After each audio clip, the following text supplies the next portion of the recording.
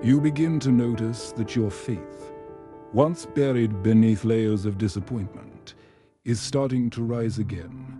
Not loud, not dramatic, but steady, like the first light of dawn after a long night. It doesn't need to prove itself, it just needs to be felt. You find yourself speaking to God in ways you hadn't in years. Not begging, not bargaining, just honest conversation. You begin to realize that He never left. You had just stopped listening, and now, in the stillness, His voice is clearer than ever. He reminds you that you were never meant to walk alone, that even in your lowest moments, He carried you when you thought you had fallen, that every tear you thought went unnoticed was seen, collected, counted, and now transformed. That realization doesn't erase the pain, but it reframes it. What once felt like abandonment now feels like preparation. What once felt like punishment now reveals itself as pruning. You are not being broken. You're being made whole, and with that faith, you begin to move. Not in giant leaps, but in quiet obedience. You wake up and do what you can. You forgive what you're able. You let go of what no longer belongs. This is not weakness. This is wisdom. The wisdom of knowing you don't have to fix everything at once. The world may not notice your transformation right away. That's okay. This change isn't for applause. It's for alignment. It's the kind of change that happens deep within, where no one else sees but everything else feels. Sometimes, someone will ask what's different. They may not be able to name it, but they sense it. And all you can say is, I stopped wearing what wasn't mine. That's enough. You don't owe the world an explanation for your healing. And as you continue, you find yourself drawn back to people, to community, not out of need, but out of fullness. You begin to rebuild relationships, not from desperation, but from strength. You no longer seek validation, you offer presence. Your healing starts to overflow without even trying. You become a safe place for others, not because you figured it all out, but because you're no longer pretending. There is power in someone who knows where they've been and isn't ashamed of the journey. That's when you realize the cloak of self-pity didn't just hide you from the world. It hid the world from you, and now that it's gone, everything feels more alive, more real, and for the first time in a long time, so do you. There comes a moment when we wrap ourselves in something we can't quite see, but feel deeply, a heavy, invisible cloak that covers our hope, our strength, and our vision. It doesn't arrive all at once. It slides in quietly, wrapping itself around us with whispers like, no one understands me, or why does this always happen to me? And before we know it, we've stepped into the shadow of self-pity. Self-pity is a dangerous comfort. It pretends to be a soft place to land, a safe corner to rest. But the longer we stay there, the harder it becomes to leave. It isolates us from others, from our own potential, and from the life we were meant to live. We stop seeing possibility and begin seeing only problems. We forget that pain was never meant to be a home, only a passage. Have you ever caught yourself repeating the same story of pain over and over, hoping someone might finally validate it enough to make it go away? That's how self-pity traps us, not with chains, but with the illusion that the world owes us something because we've suffered. It tells us we've done enough, that trying again is pointless, that our best days are behind us. And slowly, without even noticing, we begin to believe it. What do you think so far? Can you recognize this voice in your own life? I'd love to hear your thoughts in the comments. And if you're still here with me, thank you. Thank you for staying. It means you're not afraid to look within, and I promise you, the most powerful parts of this journey are still ahead. You see, the problem isn't that we feel pain. The problem begins when we decide that our pain is our identity. Pain can be a teacher, but when we choose to sit with it too long, we give it permission to rewrite our name. We become the betrayed, the abandoned, the one who always loses, and once we wear that name long enough, we start to live down to it. The truth is, every time we refuse to get back up, we dig a little deeper into the pit. But getting up doesn't mean pretending everything's fine. It means refusing to let pain speak the final word. It means saying, yes, this hurt, but I'm still here. And being here means I have a choice. Choice is what separates the story that ends in defeat from the one that turns into victory. We may not choose what happens to us, but we choose what we do with it. And that choice, quiet, subtle, almost invisible, is the turning point of everything. That's where healing begins, not in the roar of motivation, but in the whisper of decision. A single whisper that says, I will not stay here forever. And when that whisper becomes consistent, it becomes a new voice. Your voice, the one that remembers your strength before the pain tried to bury it. This isn't about pretending to be okay. It's about refusing to wear something that never belonged to you, that ugly cloak of self-pity. It doesn't fit you. It never did. You were made for more than survival. You were made to overcome. So today, you get to choose. Will you keep wearing what's been weighing you down? Or will you take a deep breath, stand up slowly, and say, I'm done with this story. The next chapter doesn't write itself, but your hands are no longer tied. The hardest part about taking off that cloak is that it feels familiar.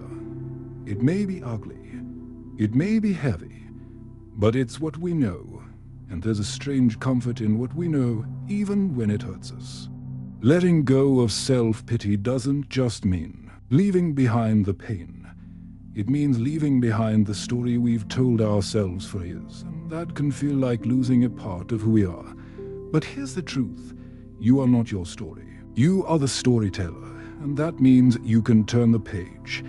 Even if your hands are still trembling, even if your heart still aches. Because turning the page doesn't require you to forget what happened. It requires you to stop. Letting it define what happens next. You might be wondering, but what if I try and fail again? And that's a fair question. But failure while moving forward is not the same as failure while staying still. When you take a step, any step, you are already defeating the lie that says you're stuck. You are proving that your life is not over, that you're still alive, still breathing, still capable of change. Some days, your greatest victory will be getting out of bed. Some days, it will be forgiving someone who never apologized. And some days, it will be forgiving yourself. This journey is not a race. It's a rebuilding, a reconstruction of who you're without the layers of hurt and fear. You see, self-pity is subtle. It doesn't scream. It whispers. It tells you you've done enough. Even when you've barely started healing, it says, don't bother. No one cares, but that voice lies, and the more you listen to it, the quieter your true voice becomes. But your voice is still there, underneath the pain, beneath the silence. It's waiting to be found again. And when you hear it, even just once, hold on, because that voice, the one that says, I'm worth the fight, is your truest self calling you home. You are not weak for feeling tired. You are not broken for having been hurt. But you are responsible for choosing what you were moving forward. That responsibility is not a punishment. It's a gift. Because it means that your life is not in anyone else's hands. It's in yours. So when you wake up tomorrow, don't reach for that old cloak. Leave it folded in the past. Walk into the day wearing the truth that you are still here, still growing, still becoming. And maybe, just maybe, today is the day you see yourself clearly for the first time in a long time, not as a victim, not as someone life has forgotten, but as someone who finally said, no more. No more staying small to make others comfortable. No more repeating old stories to justify an action. No more waiting for someone else to fix what only you can face. Today, you begin again. You may begin to notice that the world looks different now, not because the world changed, but because your eyes did. Self-pity kept your gaze fixed on what was missing, what hurt, what went wrong. But now, you're learning to see what remains, what grows, and what still matters, and in this new vision, you rediscover purpose, not the grand kind that demands applause or achievements, but the quiet kind, the kind that wakes you up in the morning and whispers, this matters. Purpose doesn't always roar. Sometimes it just takes your hand and leads you through the day. It's in serving others, even when you still feel incomplete. It's in listening deeply to someone else's story, realizing that pain is universal, but healing is contagious. When you stop focusing only on your own wounds, you start seeing how your scars can become bridges. Self-pity isolated you. It convinced you that no one could understand. But healing reminds you that connection is still possible, that people don't need you to be perfect. They just need you to be present. And presence begins when you're no longer hiding behind your pain. You'll find that life becomes lighter, not because the problems disappear, but because you stopped carrying what wasn't yours to hold. You stopped replaying the same stories. You stopped needing the past to make sense before moving forward. And that freedom, that sacred letting go, changes everything still. Be ready for the old voice to return. It may show up on hard days, whispering again that you're not enough. But now you know what it sounds like. You can catch it. You can pause, and you can answer. That voice doesn't speak for me anymore. Sometimes self-pity disguises itself as humility. It tells you that dreaming is selfish, that expecting better is ungrateful. But humility isn't shrinking. Humility is knowing you're not everything and still believing you're something worthy of growth, worthy of grace, worthy of love. As you continue, celebrate small things. The way you spoke kinder to yourself today, the time you chose silence over reacting, the moment you noticed beauty in something simple. These aren't small. These are miracles in motion. Evidence that you are changing.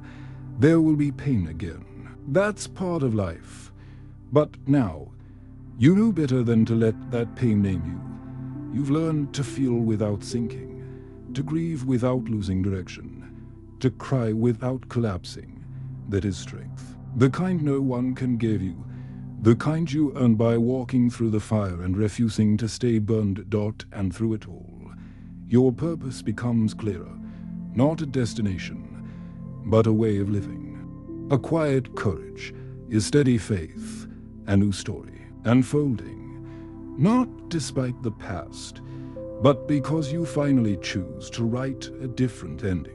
There's a silence that follows the moment you decide to begin again. It's not the silence of emptiness, but the quiet that comes just before a seed breaks the soil.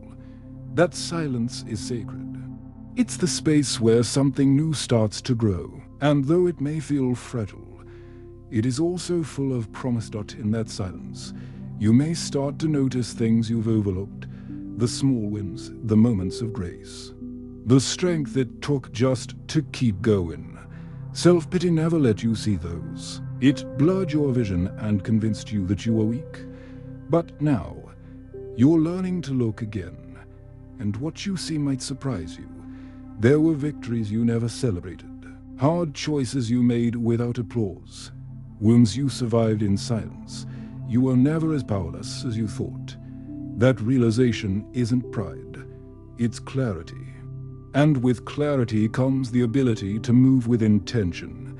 But there's still a danger, the temptation to use your pain as a reason to stop growing. Pain is real, yes, but it is not a permission slip to quit. Too often, we wear our suffering like a badge, hoping it will justify our inaction.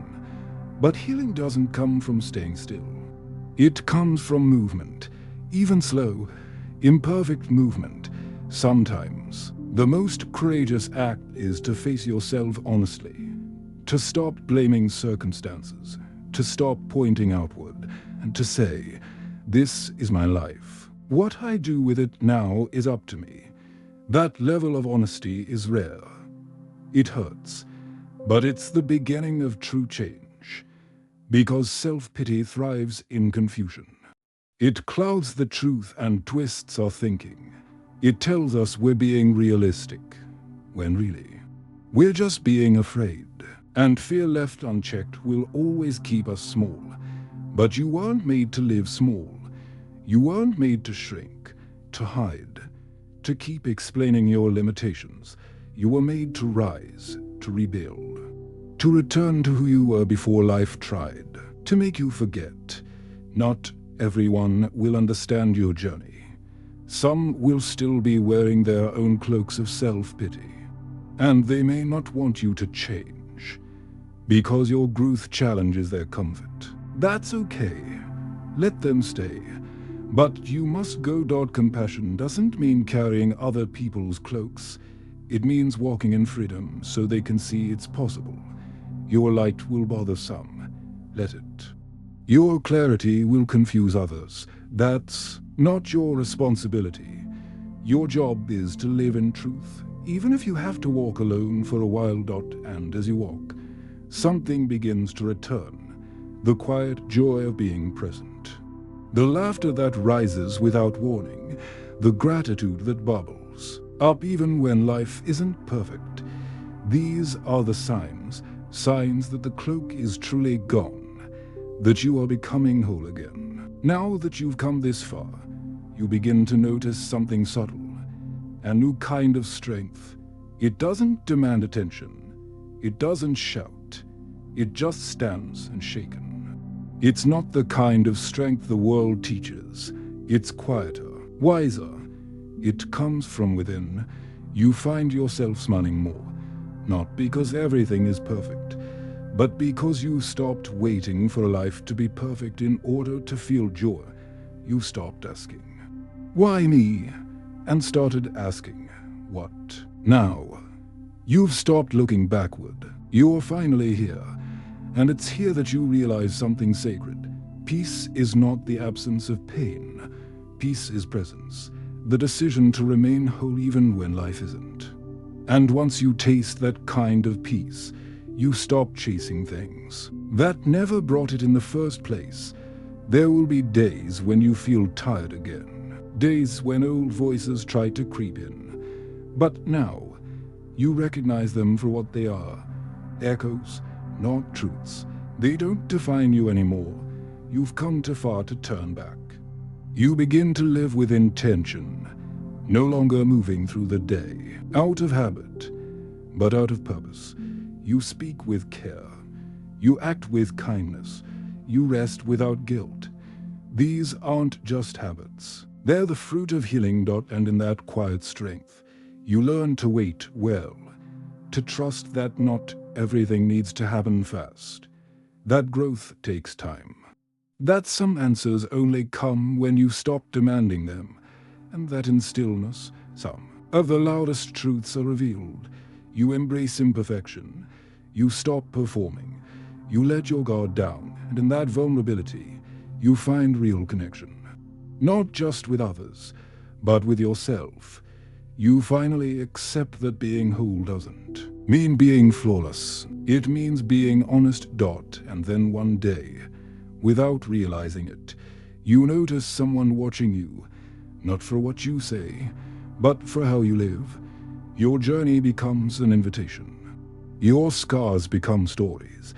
Your healing becomes hope for someone still. covered in the cloak. That's the gift. Not just escaping the weight, but showing others it's possible. Not by preaching, but by walking. Not by pointing fingers, but by offering hands. And when you look back, you no longer see failure. You see evidence, you see grace.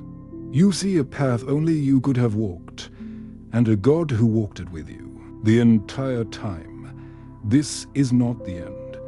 This is the beginning of who you truly are. Not the version shaped by pain, but the one refined through it. You have taken off what never belonged to you. And now, you walk forward, lighter, stronger, free.